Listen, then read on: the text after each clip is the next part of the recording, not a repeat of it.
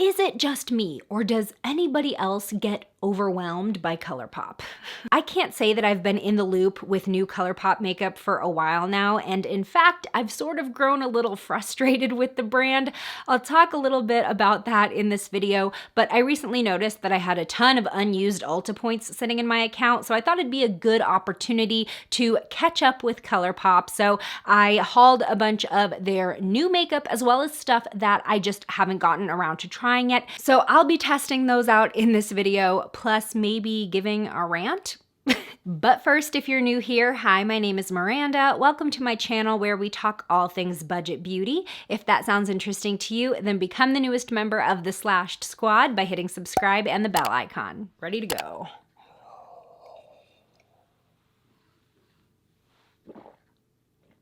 Now I'm ready.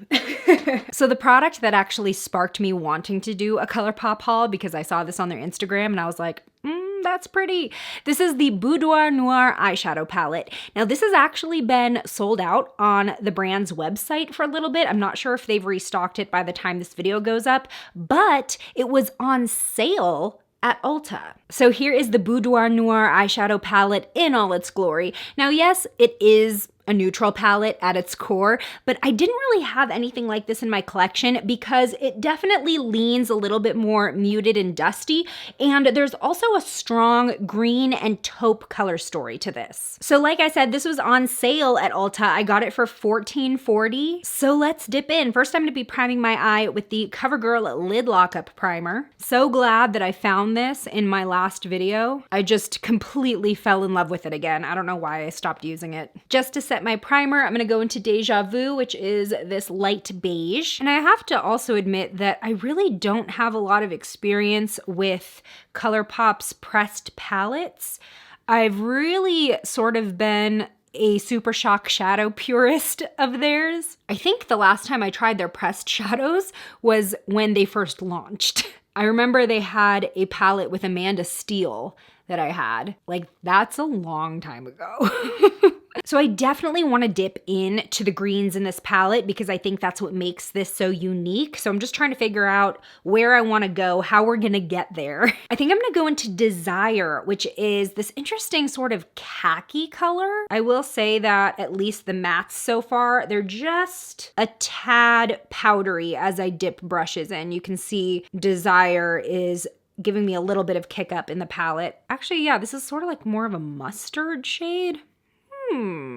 Okay, I am very impressed with the fact that this color is translating exactly how it looks in the pan onto my skin. And as it blends out, the shade isn't changing. So appreciate that.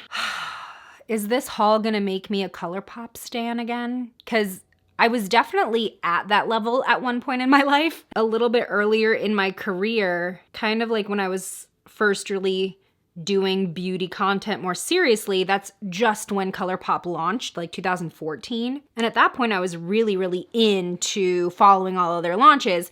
They were also launching things a little more few and far between than they do now. Next, I'm gonna go into Late Text. This shade has just been calling my name. It's like a camo green. Ooh, yeah, this is giving me so much kickback when I dip a brush in, like a lot. So I'm just gonna work that into my crease. Wow, that's pretty. Yeah, I am definitely impressed with how these are translating and the pigmentation. Okay, so while I apply this and start blending it out, I guess I'll just get into my beef with Colourpop. It's not really beef, like, let's get real. Who am I? Here's my thing, is that, you know, as Colourpop has grown in size and popularity and stuff, they've really sort of made a name for their brand by being able to keep up with the latest trends and consistently put things out like as the trend is happening. And this is, you know, obviously a good characteristic of theirs because sometimes you see a beauty trend and it takes some of the more mainstream brands a few months to actually like hop on it. But the thing with Colourpop is they're able to put out fresh product more quickly because they do everything in-house. So like in California, they've got their research team, they've got their packaging being done in the same building, they're doing their formulations in the same building. Like it's all just like under one roof. They don't have to go between different people to get stuff done. So that really gives them an edge at putting out stuff more quickly and consistently. And we've definitely see them take advantage of that. I mean, at this point, I feel like they are putting out new collections at least once a month.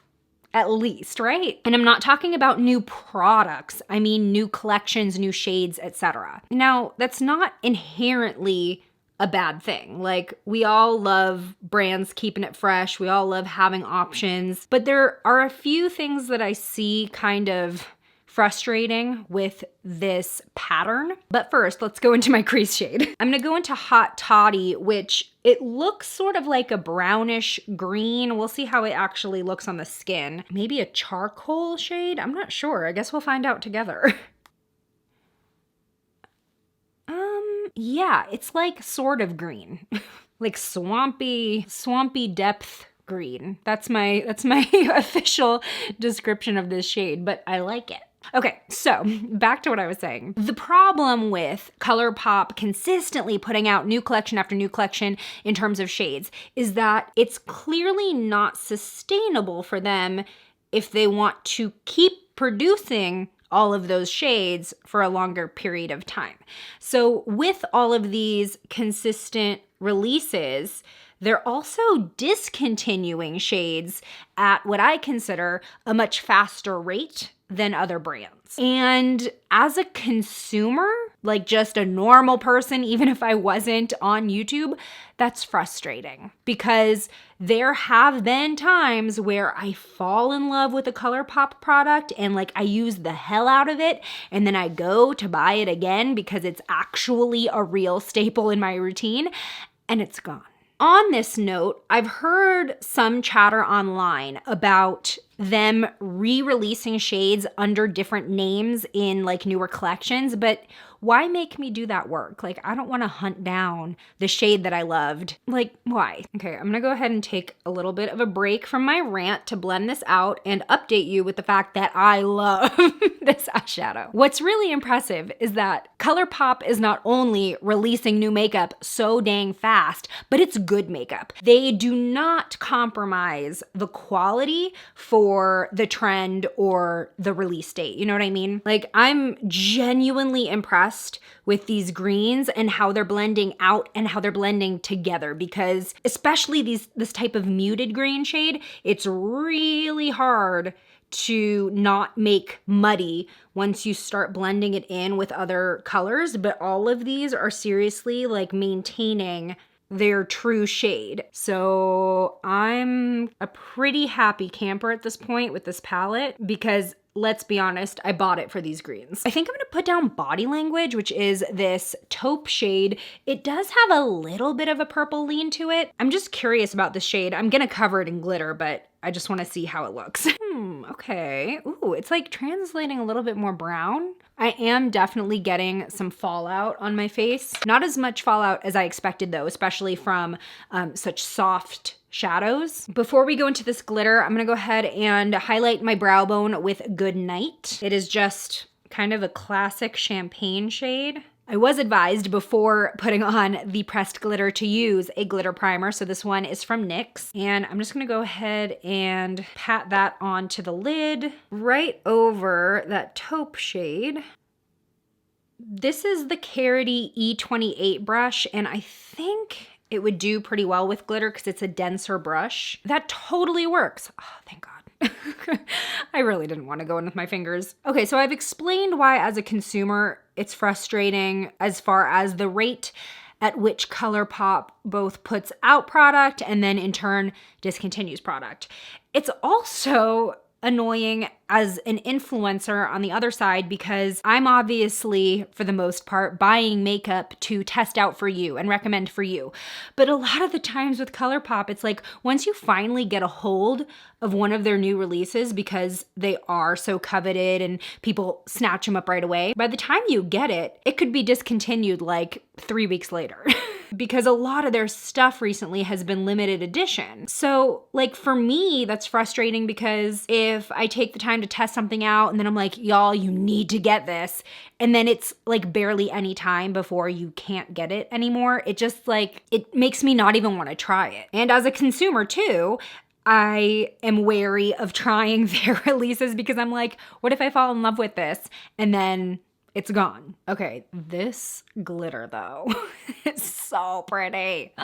It's interesting because their pressed glitters actually have more of that texture that the Super Shock shadows have. Like, they're very soft, and I would say barely pressed. Like, you can really shift this formula around in the pan. It's incredibly soft, so you got to be careful dipping into them. But as far as pressed glitter formulas go, I'm pretty confident in saying that this is the best one I've tried, and one of the easier ones to apply, because other ones I've tried like on the drugstore level do not go on really well with a brush. I'm just tapping the camo green over where the glitter ends to give it a little bit more of a blend. Yo, this glitter is so pretty.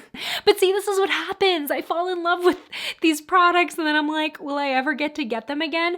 And here's the thing, is like, there's definitely a business plan behind this, right? Because when you know that their products disappear so fast, or they sell out so fast, and then you don't know when the next restock is coming or if it's coming at all, it obviously creates a sense of urgency, right? There are the impulse makeup shoppers who are like, I gotta buy this right now because I don't know if I'm gonna have another chance. And then if they like it, they're like, I gotta buy backups right now because I don't know if I'm gonna have another chance. Then there are shoppers like me who have a hard time making basic life decisions. And so by the time I decide whether or not I actually like something, most of the time I can't get it anymore.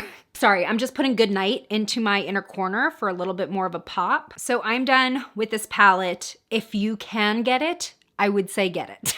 I am loving these earthy tones. I'm loving the green shift. I think that it's different from all of the other neutral palettes that come out with just like the warm neutrals. Moving on, we have the new Colourpop Daisy Dream Creme Gel Liner Duo. They come in 2 purple shades. So first of all, Amethyst Hour is like my favorite shade of purple. This is like my favorite color in the world. And then Piggy Bank is this really beautiful and vibrant purple that I thought might be a fun contrast to our look today. I am just kind of gonna focus it on the outer. What? Are you kidding me right now? The fact that I'm layering this over a dark green shadow and it's still showing up like so pigmented. I cannot knock Colourpop's formulas. They are excellent. I'm gonna go ahead and just blend that out. I am astonished. So I was talking about, you know, impulse buyers, people who feel that need to buy something up right away when it gets released because it's probably limited edition. Then there's me and people with sort of my personality where I see them releasing so much makeup month after month, and it makes the releases less exciting because I'm like, well, there might be something better next month, so I'll just wait and see what comes out then. And I just keep doing that. It takes more to get me excited about something when things are coming out back to back to back to back. That's just me. Let me know what type of makeup shopper you are in the comments below. But it's just a little less novel to me. And I don't feel a sense of urgency when I'm like, something else might come out next month. I'll check them out then. By the way, that birthday shade, what was it called? The glitter. It's like a mix between rose gold or like a coppery glitter and then green and gold. It's such a beautiful shift. I'm just like mesmerized by it. Now, when Colourpop releases a new product altogether, like when they released their concealer and their Pretty Fresh foundation, that makes me excited because those are the things that aren't happening all the time. So it's more of like the shades of lip products and the palettes, which is what they're putting out consistently, that I'm kind of like, about. Okay, very impressed with this eyeliner. It went on super creamy. It blended out really well without losing any of the pigmentation, even though it is over a dark green eyeshadow. So again, very impressed, and I would 100% suggest this. So I'm gonna apply some mascara and bronzer, and then I'll be right back with the next new Colourpop item. Next, we have the new Colourpop Pressed Powder Blush. So this is brand new at Ulta, and it is available in 2 shades. First of all, such cute packaging. Although mine came with like this weird stain on it. I'm not sure like what that is, but okay. I picked the shade Petal Pusher, which is this sort of cool toned pink. So I'm actually not a huge fan of their Super Shock blush. The couple shades that I've tried from their permanent collection have sort of been like hard to build up. So I'm excited to try this new formula. Ooh, okay, that's going on pretty sheer to start. Okay, there we go. Ooh, that's pretty. It's very, very soft. Okay, no, I think we just needed to break the seal on top because now I'm getting more color in just one dab of the brush. Wow, that's a really, really pretty shade. I think that's gonna be nice for spring. Now I am noticing some glitter fallout as I apply this. Looking good, nothing bad to say about this. I also kind of prefer this packaging over the round compacts that their other blushes come in. It's very, very slim and just easy to store. Although I'm noticing actually that there's no secure closure on this compact. Like there's not even, it doesn't even feel like there is a magnet closing it, and there's definitely no like click latch. It just kind of closes shut. I don't know how I feel about that. That kind of makes me feel like it's less secure if I were to bring this somewhere in like a makeup bag. Well, I guess time will tell, but for now, the latch seems sturdy enough where it's not just gonna fall open, but that's an interesting choice. Now I did pick up one of their Super Shock cheek highlighters. I haven't tried one of these in a long time. I think the last Colourpop highlighter I tried, besides the Light Sticks, which is their cream highlighter, I haven't tried one of these since their first Hello Kitty collection. That's a long time ago. I'm aging myself as an influencer. This is the shade Wisp. Now I have to admit, I did swatch this earlier on my hand because when I got it, it looked a lot darker than it did online. And I was a little concerned with how it was gonna look on my face, and I still am after swatching it. So we'll see how this works. Oh, did I speak too soon? Okay, wait, not bad. I'm trying to decide, because you know, when you put a highlight on that is actually too dark for your skin, it might look glowy when it catches the light, but then at a different angle, it'll look shadowy. So that's what I'm kind of trying to figure out here. Does this look darker than my skin when it's not catching the light? And I don't think I'm having that problem. So maybe this is not so bad after all. What I do need to do is blend this out way better than I just did. Okay, I really like how this looks. Wisp was luckily a good shade choice for me, so I'm glad that I picked this up. And finally, we have a newer product from Colourpop, and then just a new to me product. I picked up one of their Lux Glosses, which I believe is a more recent release, and then I picked up one of their, wait a second. Wait, what? Did they actually send me the wrong product? Wait, what? Let me explain. I ordered the Ultra Blotted Lip in the shade Zuma, and I received that, but it's in this box which says Ultra Glossy Lip in the shade Zuma. Is that right? I'm just so confused. Is it the glossy or the blotted? Are they the same thing? I know the Ultra Blotted Lips have been out for a bit, but it was one of their formulas that I never got around to trying. I tried the Ultra Mattes and I tried the Ultra Satins, and I think I may have tried a glossy, but I never tried blotted. So I hope this is blotted and not glossy. So then I got the Lux Gloss, actually in a pretty similar shade. This is in Tied Up. Okay, so here is Zuma. Now I will say this looks a lot more mauve than it did on the Ulta website, and I'm starting to actually notice that a lot with new makeup that I'm trying. The shades are translating so differently on the website. Ooh, okay, this is definitely not a glossy lip. Ooh, okay, cool, I'm excited. Ooh, might have wanted to exfoliate my lips before doing this, but we'll see. Oh, I like this formula though. It's sort of like a lip stain slash lip mousse type thing. I mean, like I said, these are not new, so you might be like, yeah, I know. But this is for sure unique to me. Interesting. Yeah, it's drying down to sort of this blurry matte finish, but it doesn't look crackly or dry, which sometimes the ultra matte lips can because they are so matte. I think I might like this better than the ultra matte lips. Okay, so I started to sort of overdraw my lips, and I don't think they're opaque enough for that because they do have just like the slightest bit of translucency. Yeah, see, I kind of tried to soften up my Cupid's bow, and I feel like you can still see the dip underneath just a little bit. So if you do want to overdraw with these, I would probably suggest lining your lips first. I understand what it means now as far as the blotted look, because it's just a little softer of a finish versus a traditional liquid lipstick. It's got this sort of powdery feel, but it's not dry, and it is incredibly flexible. Okay, clean hand.